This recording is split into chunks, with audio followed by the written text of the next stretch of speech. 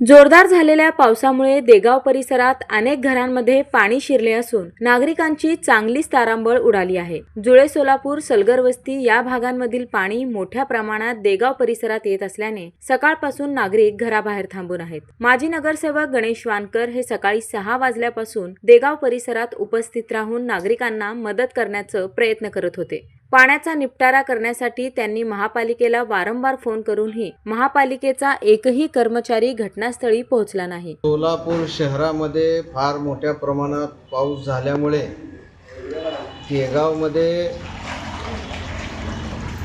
सलगर वस्ती आणि आजूबाजूच्या परिसरातून एक पाण्याचा प्रवाह येत आहे आणि दुसरा प्रवाह हिप्परग्याचा सांडवा, हिप्परग्याचं पाणी जे नाल्यातून आपल्या हे देगावला पूर्ण वेढा पडलेला आहे।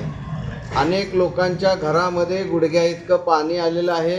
मी काल रात्रीपासून आपत्कालीन यंत्रणेला मदत मागतोय। मी सोलापूर महानगरपालिकेच्या व्हॉट्सॲप ग्रुपवर सुद्धा इथली परिस्थिती टाकलेली आहे। मी सकाळी 7 वाजल्यापासून 6:30 वाजल्यापासून फोन लावतोय, आपत्कालीन यंत्रणा फोन उचलत नव्हती। आता त्याच्यानंतर 8-9ला ज्याची ड्युटी चालू झाली त्या संबंधित अधिकाऱ्याला सुद्धा फोन केले।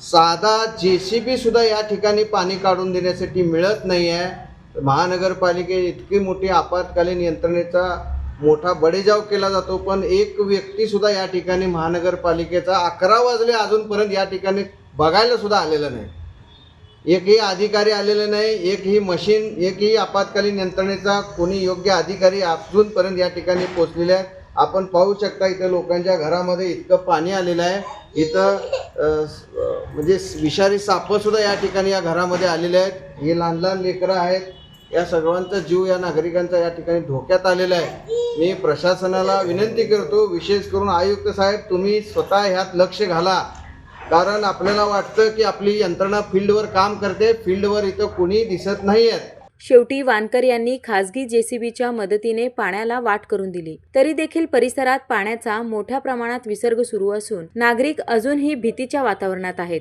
नागरिकांनी तातडीने शासकीय मदतीची मागणी केली आहे।